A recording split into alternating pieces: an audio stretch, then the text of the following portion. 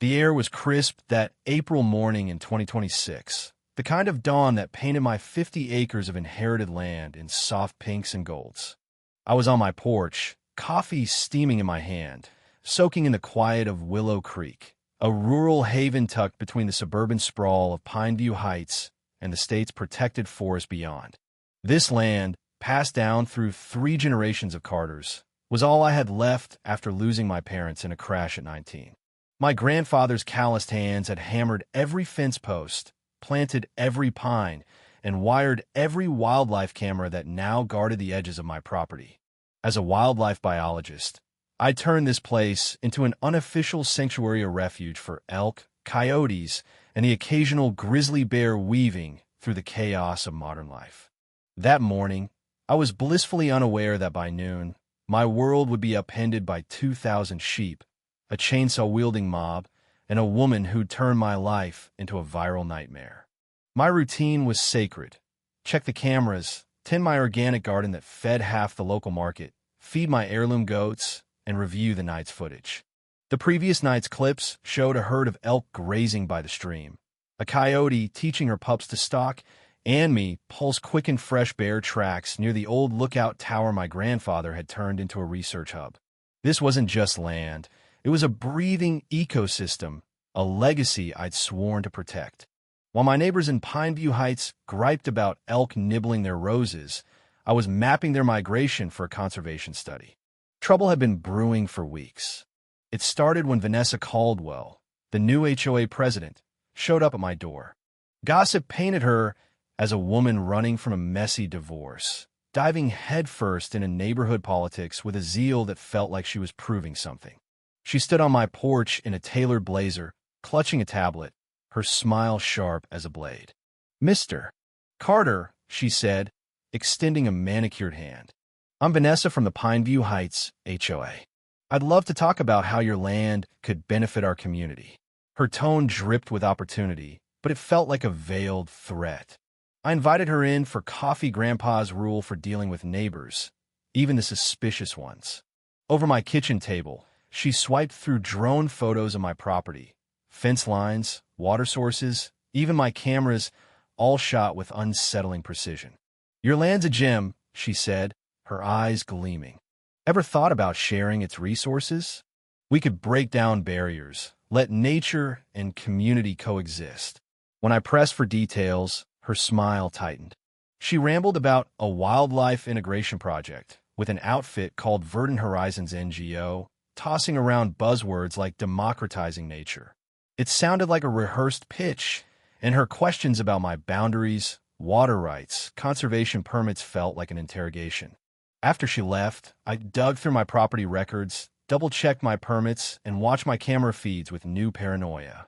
Over the next few weeks, drones buzzed my land in eerie patterns, cars idled on the road with note-taking strangers, and survey gear popped up on HOA property. The county planning office had no record of development plans, but Vanessa's words about removing barriers gnawed at me. Grandpa's warning echoed. "This land's worth more than money, Jack. It's a haven for creatures that need it. Someone try to take it. Don't let him." That fateful Tuesday, as I watched a sparrow weave her nest by the pond, the roar of chainsaws shattered the calm. I stumbled outside in pajamas, coffee sloshing, to find my fence line reduced to splinters. Vanessa stood in my driveway, megaphone in hand, directing a crew like a war general. "This fence is a symbol of greed," she bellowed to a crowd of onlookers and a professional film crew. "Today, we free these animals from oppression." 18-wheelers rumbled up, unloading 2,000 tagged, sheared sheep from Verdant Horizons. They weren't wild, they were livestock, and they swarmed my garden, trampling tomatoes and herbs into mush. Vanessa, in a pristine Save Our Wildlife shirt, posed for cameras as her team set up what looked like a Hollywood set. This wasn't activism. It was a staged spectacle. She called it a press conference, railing against corporate land hoarders, while her sheep turned my sanctuary into a barnyard. News crews, tipped off in advance, ate it up. My 911 calls were brushed off as a civil matter, and the Sheriff Dan Harper, a man I'd known since high school, said he was reviewing permits. Vanessa waved a 72-hour Emergency Wildlife Directive from the state, a document that reeked of forgery but carried enough official flair to stall me. By noon, my phone buzzed with hate messages. Vanessa's live stream, dubbed the Great Sheep Liberation of 2026, went viral, painting me as a monster.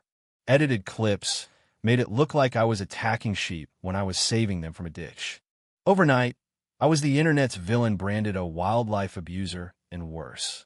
My Instagram exploded with 20,000 hostile followers. Clients dropped me, the market banned my produce, and my favorite diner cited policy changes to avoid serving me. The mob was relentless, but something felt off. Data analyzes me, old biologist habits revealed patterns. Fake accounts like Green Fighter 2026 spewed identical rants, their profiles barely a week old. This wasn't organic outrage. It was a coordinated hit.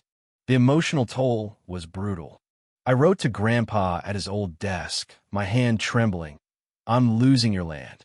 They're better at this than me. I don't know how to fight a world that hates me. The first crack in Vanessa's story came from a user called Wildlife Sleuth 88, who posted a takedown of her permit, noting its fake letterhead and mismatched codes. Buried under angry replies, it sparked questions about Verdant Horizons and the slick media setup. My own social media defenses only fueled the fire every post drowned in memes and demands to give the land back. Then the harassment turned physical. My address leaked, threatening notes filled my mailbox, and even lifelong neighbors avoided me. Desperate, I checked my cameras one last time, hoping to preserve what my land had been. Camera 9, tucked in the farthest corner, held the game changer. Footage of Vanessa's crew crossing my boundary, time-stamped and auto-uploaded to the U.S. Wildlife Service. My land wasn't just privateer, it was a federally protected conservation zone, registered by Grandpa to shield it from local greed. Those sheep weren't just trespassing, they were violating federal law. The cameras had been feeding data to the feds for years, and Vanessa's stunt had tripped every alarm. A gruff voice called that night Tom Haskell, a retired ranger who'd worked with Grandpa. Your granddad was a genius, Jack. He locked this land under federal law. What Vanessa did is a crime, and the feds are already moving. Tom arrived with documents, conservation agreements, federal permits, and proof my land was untouchable. He handed me a card for Agent Laura Martinez, Wildlife Service investigator. Call her. She's been waiting for this. Agent Martinez confirmed the bombshell. My cameras have been documenting an illegal hunting ring for years, catching poachers targeting protected species for rich clients. Vanessa's sheep were a ploy to bury DNA evidence of illegal kills under a flood of manure, forcing me to sell cheap. My land, the last protected parcel in the region, blocked her plan to expand a secret hunting preserve. Martinez revealed Sheriff Dan was on the take, paid by Vanessa's shell company to ignore recreational activity. Worse, county officials and a federal forester were also compromised, creating a web of corruption. Vanessa's unraveling was swift. Martinez's team raided her properties, freezing assets tied to a $3 million hunting racket. Clients included CEOs and dignitaries paying $60,000 per kill. Vanessa had banked $1.2 million, her payments syncing with my camera's records of suspicious activity. Her liberation was a cover to erase evidence, but my camera's grandpa's legacy had built an airtight case. Community sentiment shifted as Wildlife Sleuth 88's posts gained traction. Lawyers debunked Vanessa's permits, biologists called her stunt impossible, and journalists traced Verdant Horizons' funding to shady sources. Fake accounts were exposed, and real activists condemned her. Vanessa's desperate PR campaign vigils, conspiracy rants only dug her deeper. Her arrest came at 4 a.m., caught shredding records. Surveillance showed her clutching a photo of her daughter, Emily, sobbing about building an empire. She wasn't evil, just a mother lost in her own warped crusade. A letter from Emily, 11, broke my heart. Thank you for saving the sheep. My mom did bad things, but I love her. Can I see the sheep? It humanized Vanessa, a woman who'd traded morality for a twisted legacy. Her 18-year sentence, Dan's 10, and others' convictions exposed a corruption network across 15 offices. My land became the Carter Wildlife Sanctuary, federally funded with expanded monitoring and school programs. The sheep found a home at Harmony Farm, and I kept 6 as Corky guards. Standing in my restored garden, watching deer sip from the creek, I hear Grandpa, "This land heals if you let it." Vanessa's scheme, meant to destroy me, saved my legacy. But it raises questions. Can good intentions justify crime? Should we forgive those who harm us when their motives are personal? Have you faced a mob that judged you unfairly or discovered a villain's human side? Share below. Like and subscribe. You need your stories to keep truth alive.